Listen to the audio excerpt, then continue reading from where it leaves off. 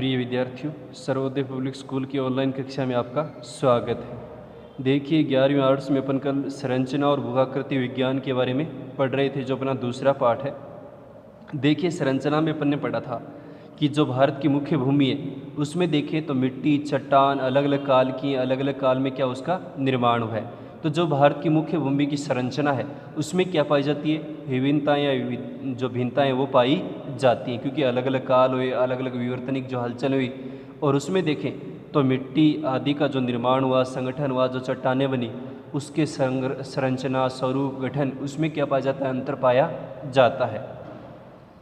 उसके आधार पर देखें तो हमने भू संरचना के आधार पर देखें तो भारत के 3 भाग विभाजित किए थे। जो संरचना में विविधता पाई जाती है उसके आधार पर, और शैल समूह में विविधता के आधार पर, जो भूवैज्ञानिक खंड थे उसके आधार पर। और इसमें देखें तो अपना पहला अपन ने कल पढ़ा था प्रायद्वीपीय खंड, यानी दक्षिण का जो प्रायद्वीपीय भारत है, तो दक्षिण का जिसको अपन कहते हैं पठारी क्षेत्र है।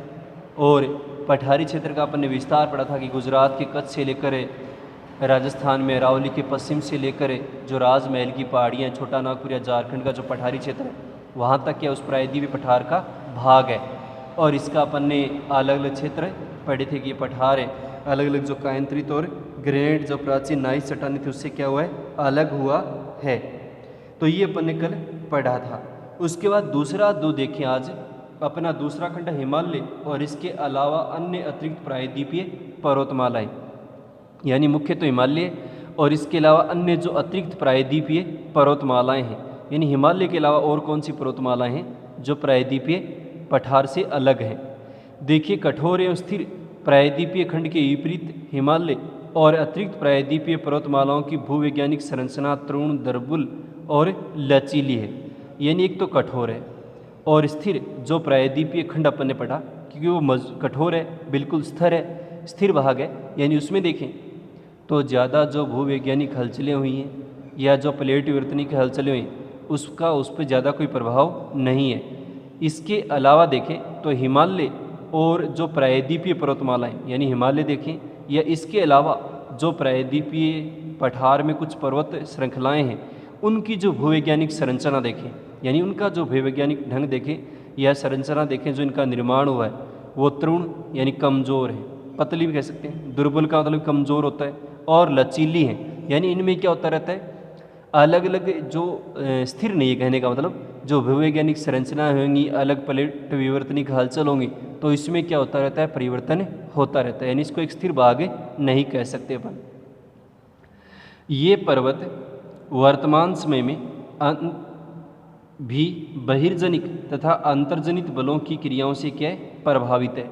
यानी वर्तमान समय में देखिए तो ये जो अपन पढ़ रहे हैं दूसरा भाग हिमालय और इसके अलावा जो पर्वतमाला हैं, उस पर्वत पर देखें तो बहिर्जनक यानी बाह्य बल और अंतर्जनिक बल यानी पृथ्वी के अंदर से लगने वाले जो बल हैं, जैसे भूकंप वगैरह है, ज्वालामुखी वगैरह है, तो इस प्रकार के इस पर बल लगते रहते हैं। प्लेटों का खिसकाव है, प्लेटों का टकराना है जो भूगर्भ के अंदर संरचना उसमें, या बहिर्जनक या बाह्य बल है, संपीड़न है, दबाव है, तो इस प्रकार के बलों का क्या रहता है, इस पर प्रभाव रहता है। क्योंकि क्षेत्र क्या है, भूवैज्ञानिक ढंग से देखें तो इसकी चट्टानें, शैलें क्या है, कमज़ोर हैं।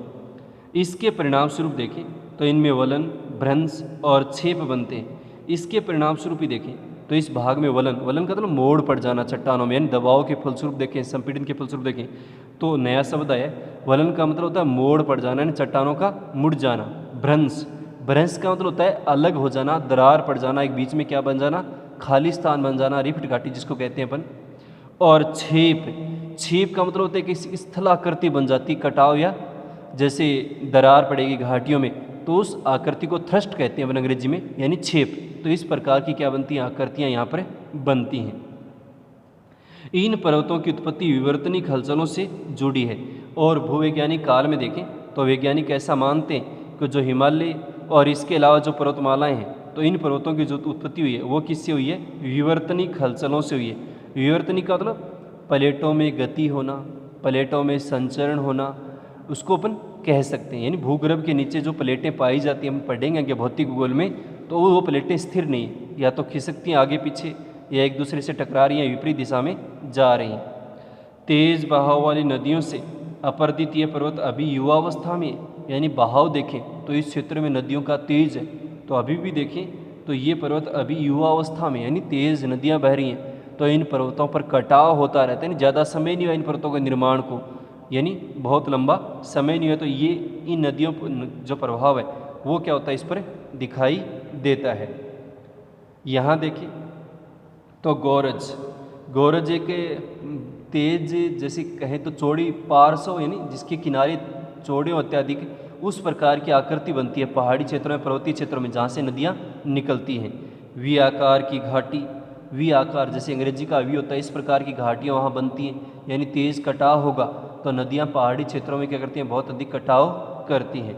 छिप्रिकाएँ, छिप्रिकाएँ जिसको अपन रैपिड्स कहते हैं अंग्रेजी में, यानी नदियाँ क्या होती हैं, जब नदियों का वेग तेज होता है और उसके बीच में देखें, तल में देखें तो अवरोधक चट्टानें जब इसमें बाधा डालने का प्रयास करती है, नदी का भाव तेज हो तो वहाँ नदियाँ क्या होती हैं, उसका भाव ऊपर नीचे होता रहता है। उस प्रकार की जो उछलती कूदती कह सकते हैं नदी को, तो उससे क्या बनती है, छिप्रिकाएँ, रैपिड्स बनती हैं। वह जलप्रपात इसका प्रमाण है। जलप्रपात अपन झरने को कह सकते हैं कि पर्वतीय भागों में, घाटियों में देखें जहाँ से नदी निकलती है उसमें जल की मात्रा भी अत्यधिक होती है और नदी के जल का बहाव का वेग भी क्या होता है, तीव्र होता है। तो उससे अपन जलप्रपात कहते हैं, वो क्या होते हैं, देखने को मिलते हैं। तो ये क्या है, अपना दूसरा भाग था हिमालय और इसके अलावा अन्य प्रायद्वीपीय पर्वतमालाएं जो भूवैज्ञानिक संरचना है उसके हिसाब से देखें। तो एक बार दोबारा देखिए, कुछ कठिन शब्द इसमें आए हैं भूवैज्ञानिक संरचना के हिसाब से देखें। देखिए ये कठोर और स्थिर प्रायद्वीपीय खंड के विपरीत, यानी जो अपन ने पहला भाग पढ़ा प्रायद्वीपीय भारत का जो पठारी भाग है, जो स्थिर भाग था, उसके विपरीत देखें तो हिमालय और अन्य अतिरिक्त जो पर्वतीय पर्वतमालाएं यानी हिमालय देखें, और हिमालय के अलावा भी अपन पढ़ेंगे जैसे नलकोंडा है, वेलिकोंडा है, इस प्रकार की और कुछ पर्वतमालाएं हैं, उसमें देखें तो वैज्ञानिक संरचनाओं में से प्रमाण मिले कि ये तरुण हैं, दुर्बल हैं और लचीली हैं, यानी कमज़ोर भी हैं, ज़्यादा पतली भी हैं और इसके साथ लचीली है, यानी ज़्यादा इस पर क्या रहता है, प्रभाव रहता है। भूवैज्ञानिक जो भी हलचलें होंगी पृथ्वी के अंदर तो इसमें कटाव होना, ये कमज़ोर हो जाना, टूट जाना, इस प्रकार के इसमें प्रभाव है। और ये पर्वत वर्तमान समय में भी बहिर्जनक और अंतर्जनित बलों की अंतः क्रियाओं से प्रभावित है। और ये पर्वत देखें तो वर्तमान समय में देखें तो बहिर्जनिक यानी बाह्य बल भी इस पर संपीड़न दबाव ऐसे लगते रहते हैं, और इसके साथ साथ अंतर्जनित बल यानी पृथ्वी के भूगर्भ के अंदर से देखें तो अंतर्जनित जो बल होते हैं वो भी क्या करते रहते हैं, कार्य करते रहते हैं। तो इस प्रकार की क्रियाओं से क्या होते हैं, प्रभावित होते हैं। इसके परिणाम स्वरूप देखें तो इनमें वलन यानी मोड़ पड़ जाना चट्टानों में जिसको कहते हैं, भ्रंश का मतलब दरार पड़ जाना, और छेप का मतलब ऐसी एक विशेष आकृतियाँ बनती है कटाव होने के बाद घाटियों में, तो वो थ्रस्ट जिसको कहते हैं वो बन जाते हैं।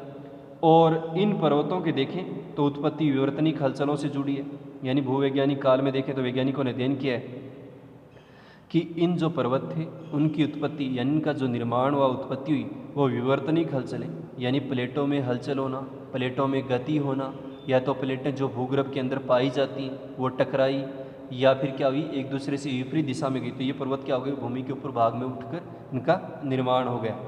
और तेज़ बहाव वाली नदियों से देखें, अपर्द्वितीय पर्वत यानी तेज़ बहाव हो रहा है, नदी का तेज़ बहाव है, तो उसके कारण देखें तो ये अपर्दित यानी कटाव होने से ये जो पर्वत देखें अभी युवा अवस्था में, यानी ज़्यादा इनको निर्माण को समय नहीं हुआ है, अभी भी तेज जो नदियाँ बह रही हैं वो इस पर क्या करती हैं, कार्य करती हैं, इनका प्रभाव इस पर दिखाई देता है। गोरज है जैसे, गोरज मतलब विशाल होता है जिसकी घाटियाँ काफ़ी किनारे क्या होते हैं, चौड़े होते हैं, ढाल तेज होता है, इस प्रकार का वी आकार यानी अंग्रेजी का जैसे वी लिखते हैं, इस प्रकार की घाटियाँ बनती है पर्वतीय क्षेत्रों में, पहाड़ी क्षेत्रों में जहाँ नदियों का भाव तेज है। छिप्रिकाएँ भी पढ़ाई है कि नदी का बहाव तेज हो तो नदी के बीच में जो तल में अवरोधक जो चट्टानें वगैरह होती है वो अवरोध पैदा करेंगी, तो नदी का वेग क्या होता रहता है, ऊपर नीचे नहीं, उसमें उछलती हुई चलती है, उस प्रकार के उत्पन्न रैपिड्स बोलते हैं, स्थलाकृतियाँ बनती हैं। और जलप्रपात जिसको अपन झरना भी कहते हैं, यानी जैसे ही नदी निकलेगी किसी पहाड़ी या पर्वतीय क्षेत्र से तो उसका वेग क्या होता है, तीव्र होता है, और उससे इस प्रकार की जलप्रपात जिसको कहते हैं वो क्या होते हैं, बनते दिखाई देते हैं। तो ये था अपना भूवैज्ञानिक संरचना के अनुसार भारत का दूसरा भाग या खंड, जिसमें हिमालय और हिमालय के अलावा अन्य जो अतिरिक्त प्रायद्वीपीय पठार की पर्वत मालाएँ हैं। अब तीसरा भाग देखिए, सिंधु गंगा और ब्रह्मपुत्र का मैदान, यानी सिंधु गंगा और ब्रह्मपुत्र जो मैदानी क्षेत्र उत्तर का विशाल मैदान कहते हैं, जिसमें सिंधु है इसकी सहायक नदियाँ, गंगा की सहायक नदियाँ और ब्रह्मपुत्र इसकी सहायक नदियों द्वारा निर्मित मैदान है। देखिए भारत का तृतीय भूवैज्ञानिक खंड, यानी भारत का जो तीसरा भूवैज्ञानिक खंड देखें, काल देखें, उसमें सिंधु गंगा और ब्रह्मपुत्र नदियों का मैदान है, यानी सिंधु है सिंधु की सहायक नदियाँ, गंगा है गंगा की सहायक नदियाँ और ब्रह्मपुत्र जो है इस नदियों के द्वारा निर्मित का एक मैदानी क्षेत्र है। मूलतः एक भू अभिनति गर्त है, यानी मूलतः देखें तो ये एक भू अभिनति गर्त है। प्रारंभिक जब इसका निर्माण हुआ था तो ऐसा वैज्ञानिक मानते हैं कि यहाँ पर एक अभिनति गर्त था। अभिनति का मतलब है भूमि का नीचे दसा भाग, गर्त का मतलब है खाई जिसको बोलते हैं, यानी किसी समय देखें तो जहाँ आज अपन सिंधु गंगा और ब्रह्मपुत्र नदियों के द्वारा निर्मित जो उत्तर का विशाल मैदान देख रहे हैं, यहाँ पर पहले क्या था, एक भू अभिनति गर्त था। गर्त मतलब खाई थी, नीचे दसा हुआ मैदान वो क्षेत्र था, जिसका निर्माण मुख्य रूप से हिमालय पर्वत निर्माण प्रक्रिया के तीसरे चरण में लगभग 6.4 करोड़ वर्ष पहले हुआ था। यानी इसका निर्माण देखें तो जब हिमालय बना, और हिमालय के निर्माण की कौन सी प्रक्रिया थी, तीसरा जो चरण था, उसमें आज से देखें तो लगभग 6.4 करोड़ वर्ष पहले क्या था, इसका निर्माण हुआ था। तब से देखें तो इससे हिमालय और प्रायद्वीप से निकलने वाली नदियाँ, यानी तभी से देखें तो हिमालय से निकलने वाली नदियाँ या प्रायद्वीपीय पठार से निकलने वाली जो नदियाँ हैं अपने साथ लाए हुए अवसादों से पाट रही हैं, यानी जो भी नदियाँ हैं वो अपने साथ लाए अवसाद क्या होते हैं, कंकड़ पत्थर मिट्टी कण, जब भी नदी क्या लाती है अपने साथ बहा कर लाती है। पाटने का मतलब क्या करती है, जमा करती रहती है, यानी लगातार इसमें जमा किए। और इन मैदानों में देखें तो जलोढ़ की औसत गहराई 1000 से 2000 मीटर है। जलोढ़ का मतलब कंकड़ पत्थर जिसको बोलते हैं, जो नदी अपने तेज बहाव के साथ क्या लाती है, बहा कर लाती है। जैसे अपन नाइन्थ में बांगर और खादर पढ़े थे ना, वैसे क्या होते हैं, जलोढ़क होते हैं, वो क्या करते हैं, जमा करते हैं यहाँ पर। और इनकी गहराई देखें तो 1000 से 2000 मीटर है। तो इस प्रकार से अपन ने पढ़ा कि भारत का भूवैज्ञानिक संरचना के अनुसार देखें तो 3 काल खंडों में इसको बांटा गया, और इसकी संरचना पर देखें, धरातल पर देखें तो जो भूआकृति है उन पर जो भूवैज्ञानिक संरचना है उस पर उसका क्या बहुत ज़्यादा अंतर है, और इसके प्रभाव इसकी भूआकृति पर भी क्या होते हैं, प्रभाव वो दिखाई देते हैं कि अलग अलग स्थलाकृतियाँ भूआकृतियाँ भारत में पाई जाती हैं। इनके बारे में अपन बाद में पढ़ेंगे। तो आज अपना जो दूसरा पार्ट था उसका पहला भाग पूरा हुआ संरचना। इसमें अपन ने 3 भाग पढ़े। कल अपन ने प्रायद्वीपीय खंड के बारे में पढ़ा, आज दूसरा अपन ने हिमालय और इसके अलावा पर्वत प्रायद्वीपीय जो पर्वतमाला है उसके बारे में पढ़ा, और तीसरा अपन ने पढ़ा सिंधु गंगा और ब्रह्मपुत्र का मैदानी क्षेत्र है। तो इनको आप समझना है, जो कठिन शब्द हैं इनको आप देखना। अगर आपके पास किताब नहीं तो आप किताब भी खरीदना, किताब के अंदर भी इस पाठ को पढ़ना, फिर अच्छे समझ में आएगा। और जो कठिन शब्द हैं वो किताब के अंत में दे भी रखे उनको, तो उनको भी आप समझने का प्रयास करना, क्योंकि कुछ शब्द क्या हैं पहली बार सामने हैं तो वो शब्द क्या कठिन है। जैसे वलन है, छेप है, भ्रंश है, जलप्रपात है, छिपरिकाएँ हैं, ये क्या अलग अलग हैं। इनके बारे में अपन भौतिक भूगोल में और विस्तार से पढ़ेंगे जब अपना स्कूल ऑफलाइन लगेगा। तो आज के लिए इतना ही पर्याप्त। आप इसको पढ़ना, लिखित के रूप में भी काम करना, इसके बाद अपन कल पढ़ेंगे आगे के लिए। ठीक है, ओके।